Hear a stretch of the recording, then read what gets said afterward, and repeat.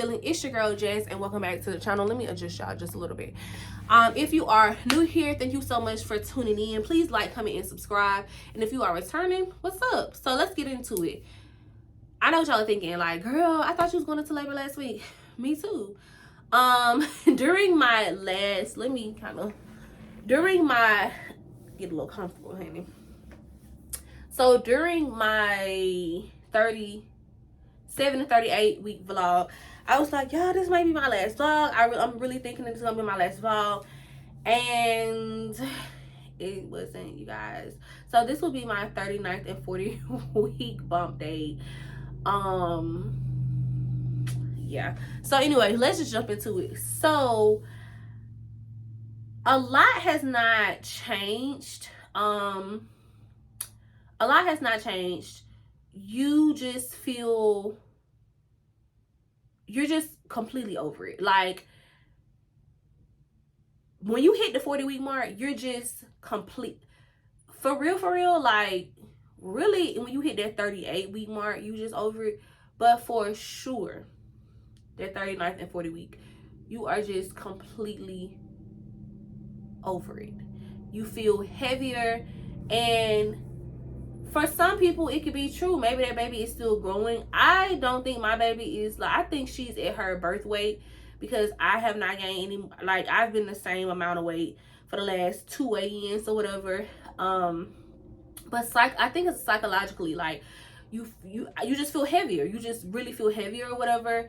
And you know, you're still not getting any sleep. You still, like, if you felt like you could not sleep, you know, in the earlier weeks, girl, when you just keep going, it's just like, so sleeping is still out of order. Like, I think I said it in the last update, I'm not sure, but like, she does not like me sleeping on either side now. So when she was a little baby, I could sleep on my left side. The left side is recommended as well. And even with sleeping on the left side, when I first got pregnant, like, I had to train myself to sleep on that side, because I was just not used to, I wasn't a left side sleeper. So I finally got myself into the habit of doing that. Then I developed sciatic nerve pain in my hips, so I had to keep switching every so often. Then and then now she does not like any side, so I have to kind of finesse her in a sense. And I have to put like so many pillows. Like, let's say I'm sleeping on my left side, I have to put so many pillows on my left side, so many pillows on my right and underneath me, to where it's like I'm on my left side, but I'm also on my back at the same time. So all of the weight is not just completely on one side, and then vice versa for when I do the right side. Because it's not recommended to sleep on my back. Obviously, I can't sleep on my stomach.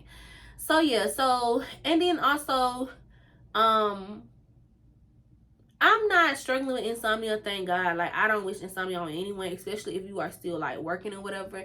Now, I did officially go on maternity leave at 38 weeks, but what I was about to say is that I'm still getting up at like 4 and not going back to sleep until almost 6, you know, and so that's a bummer. But I really believe that is just due to, I mean, that she's up, you know, and she's hungry and stuff like that. So it's kind of like she's preparing me. She has already prepared me to be up during that little time. But let's talk about why, because a lot does not change. Like, literally a lot, like nothing really changes. You're more so like in a waiting game at this point. So let's talk about why I felt that I was going to go into labor my 38th and my 39th week. So number one, and let me explain first, because I already know. But number one, she was measuring early. She had been measuring early as far as like her fungal height, I think. And it just measures like up here to like where the head is or whatever. And so she had been measuring like a week early. Now, just because you measure a week early as far as like length and height or whatever, does not mean that your baby is going to come a week early. It just means that they're larger, and that And in my mind, I equated that to her running out of room sooner than 40 weeks, and her just getting tired, and her just saying, okay, I'm done. Like, I don't have any room. I can't stretch out, because she's a very active baby. And so I was like, okay, that's one, so that's one reason why I thought she was going to come during that time. And technically, she was full term. Like, she was full term at 38 weeks. And my prayer from the moment we found out we were expecting was, God, please let me have a full term baby. I always prayed that, like, literally always prayed that, because I was premature, and I, had to stay in the NICU for, I think, like a month, my grandma said. And we found out, like, recently, like last week, that my husband was early as well. But he was born at 38 weeks. So he was technically full term, but he's, his mom still didn't go to 40 weeks or whatever. So, that was my prayer. And so I don't know, I just felt like, okay, when I hit full term, she'll be here or whatever. I never saw myself going 40 weeks, past 40 weeks, like, never. And I wouldn't have never, like, hoped that or whatever, to be honest. So yeah, those are reasons. You may be thinking, like, oh, those aren't good reasons. But, and then two, I think most of the reason why I thought that is because I put the expectation on myself and my body, due to how my body was feeling. I am a smaller girl. I've never been over 154, 155, like, never. And I've spent most of my adulthood in, like, the 143s, 144s, 145s. So I have never been close to being no 175. Okay. And so, my first trimester, I lost weight. My second trimester, I started to gain weight very, very slowly. But the bulk of my weight did come from my third trimester, and I'm still really not big at all. Everybody says, like, oh my God, you're carrying her so well, and I appreciate that. But it's still a lot of weight for somebody like me, and, for someone that has never experienced as much, it's a lot of pressure. And so I've been over it for a while, but nothing like how I am now. Like, I thought I was over it 2 weeks ago, but for sure now. Because I just feel like my body is just, like, tired. Like, my body is just tired. Like, shout out to women. Like, our bodies can do some amazing things. Like, I mean, you really don't know until you experience it, but it's, yeah. So I think more so it was me putting that pressure on myself and that expectation on myself, like, oh, I'm not gonna go for, I'm not gonna go 40, I'm not gonna, stuff like that. Not realizing that most first time moms actually do go past their due date. They do go past 40 weeks or whatever. But again, I was just really I had my hopes set that I would not be in that number. And then I also knew that only 5% of babies are born on their due date. But that just means that they're either going to be born early or late. You know what I'm saying? And I just never put myself on that other end of the spectrum. I just always mentally put myself in that 38, 39 week. Once that didn't happen, I felt, and you guys are going to see the vlog because I have been vlogging everything. But once I realized that I was going past 39 weeks, that I was going past 40 weeks, I just felt like I was disappointed. I was sad.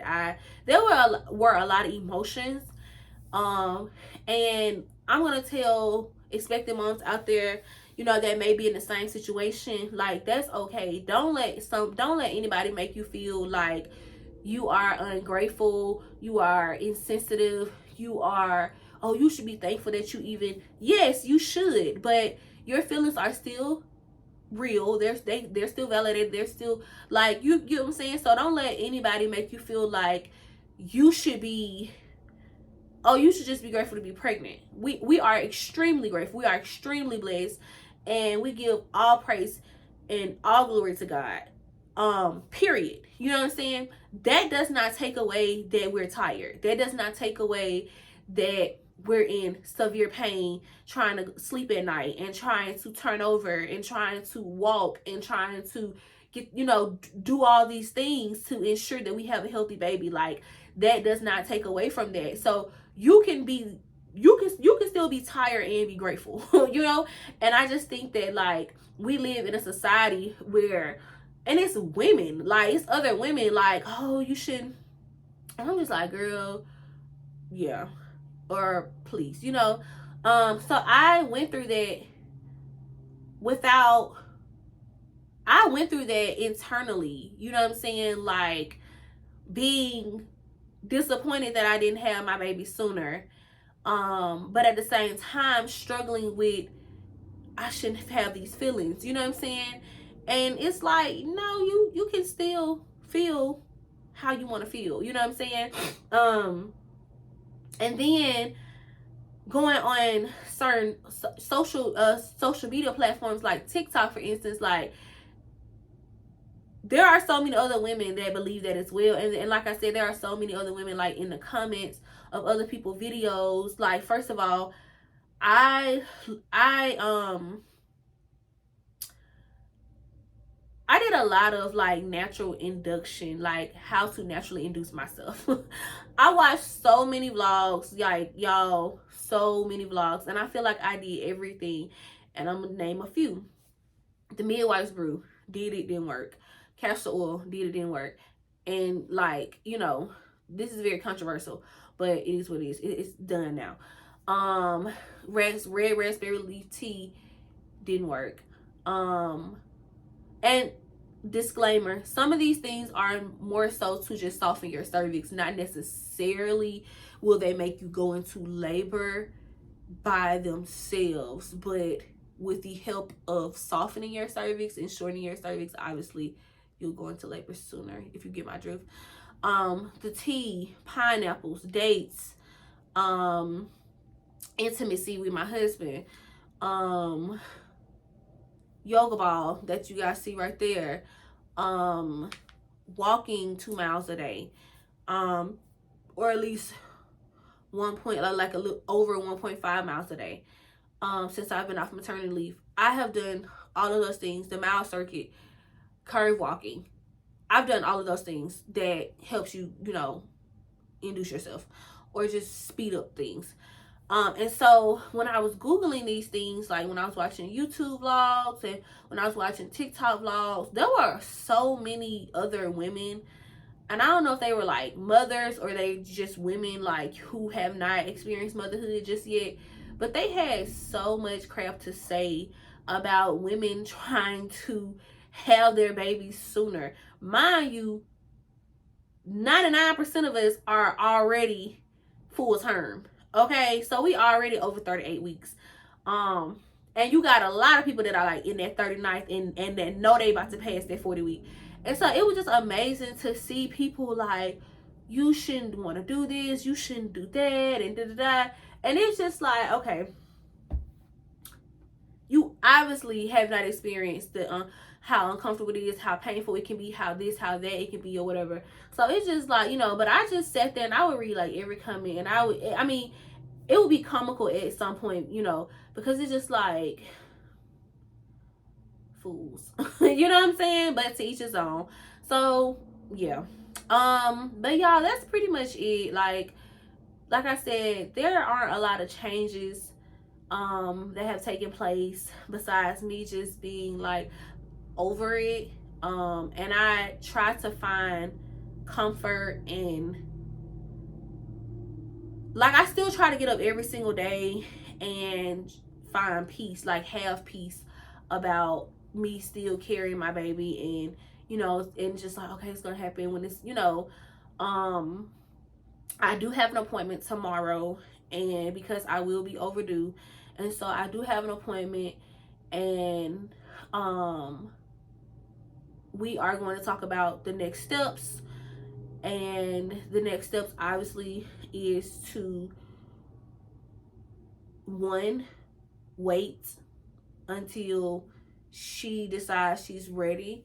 And of course, they'll give me 2 more weeks. But after 2 weeks, you know, I'll be 42 weeks or whatever, so they'll have to take her. Or I can schedule an induction. I have decided to schedule the induction because I refuse to go to 42 weeks. I refuse to go to 41 weeks. And so, yeah, so I know for a fact this will be my last, obviously my last bump date. And I'm okay with that. You know, at first I was sad. And like I said, rightfully so, because I really wanted her to come when she wanted to, but at the same time, like, meet me halfway. Because she may be like, girl, I wanted to come at 41 and 5, you know, but no ma'am. So I really wanted, you know, it to be like, okay, let's work together. Without me having to be medically induced and stuff like that. At my 39th week appointment, I'm so sorry, I almost forgot this. At my 39th week appointment, I did get a membrane sweep. She actually had to go back in for a second time to do it. So technically, I've had like 2 membrane sweeps. And my experience was, it was not painful. It was not painful. It was just extremely uncomfortable. I experienced more, not pain, but I was more uncomfortable after, I was about to say the procedure, but after everything than when she was doing it. Now, when she was doing it, it was a lot of, when I say a lot of pressure, I mean a lot of pressure. I mean a lot of pressure. More pressure than I've ever felt in life. Like, of course, down there, a lot of pressure. But like I said, the aftermath left me extremely sore. The first time she was not successful at doing it because my cervix was extremely high. So she had to go back in. And, whew, but like I said, it was not painful for me. It's painful for a lot of women. It's not painful for some women. It wasn't painful for me. It was just like, hurry up. Like, I was literally counting in my head, like 1, 2, 3. And when she did get, like, she did my cervix, check my cervix, and she was like, do you want me to keep going? Because obviously checking the cervix, you don't have to go as high. I'm like, girl, you already in there now, baby. You might as well go up the river and down the stream. You might as well do what you need to do. You already in there. So she did it, and then she was like, it was like more and more intense, like more and more pain, not pain, more and more pressure. And she was like, you know, your cervix is very high. I'm having a hard time, like, you know, getting to it or whatever. And so she came all the way out, and I was like, so you didn't do it? And she was like, no, I'm gonna try again. And oh child, it left me very sore. I said all to say, it left me very, very, very sore for like 2 days. So, but I feel like if I had a shorter cervix, it would not have been that, you know. Anyway, that happened at 39. So obviously, you know, a membrane sweep is like a natural way to induce. You're supposed to give it at least 72 hours, but most people, if something happens between 24 to 48, and baby, nothing happened. So I just realized like nothing was gonna happen. And then, like I said, once the membrane sweep was not effective, that's when I moved on to like other things. Now, mind you, I had been, you know, taking my raspberry leaf tea every day. I had been eating my pineapples, not every day, but like every other day or whatever. I would here and there go to Tropical Smoothie and get a smoothie with dates and stuff like that. But once the membrane sweep did not work, I was a little crushed at the fact that it was not successful, because like I said, I was over it. I was in pain. I was very sore. And then I still had my hip pain and stuff like that. So that is when I moved on to other measures, like I've already mentioned earlier. And I did the Midwife's Brew. You can Google it, and it has castor oil in it. And I did the Midwife's Brew, and it didn't work. And it was just crazy because The midwives brew had a higher success rate than the membrane sweep. The membrane sweep only had a 33% chance of it being successful. The midwives brew, because you know I'm a stats girl, the midwives brew had a way higher percent of it being successful. And so, and you're supposed to give yourself like at least 24 hours or whatever. So when that did not work, I was really like, oh, this is wild. Like, this is crazy. And then 2 days later, I did do castor oil by itself. Well, I had a chaser. And that had an even more higher success rate than anything else, and it didn't work. So I was like, yeah. But I was like, you know what? At the most, I'm hoping, like, yeah, none of this stuff sent me into, active labor or whatever. But I'm like, at the most, I do hope that it did help to shorten my cervix, and that it did help to dilate me more. So that's what's going on, you guys. So again, tomorrow I will go in, and tomorrow we are scheduling the induction. It's not gonna be, I don't think it's gonna be tomorrow. I don't think it's gonna be that fast, but we are scheduling the induction tomorrow. And so yeah, thank you guys so much for watching these 4 vlogs or so, because a lot of the week bump dates are 2 weeks at a time. So thank you guys so much for watching them. I really, really do appreciate it. Like I said, I am trying to grow my channel. I am trying to just get out there and just create more content, and just like really take being a content creator more serious. And so I really, really do appreciate it. I think this is the most consistent I've been, besides like Vlogmas and stuff, with just posting like every week, every 2 weeks and stuff like that. Make sure you guys stay tuned for the labor vlog. I do know it's going to be like possibly a 3-part or 2-part vlog. It's going to be really good, because you guys are going to come with me from my 39th week to delivery, because again, that's when I was confident as ever that I was going to be delivering. And so you guys are going to see me drink the midwives brew. You guys are going to see me do the castor oil. You guys are going to see me membrane sweep. You guys are going to actually be able to see all of that, because we did record all of that, because I was just certain that it was going to work. And even when things did not work, you would see raw emotions of me being disappointed, or me just being whatever about it.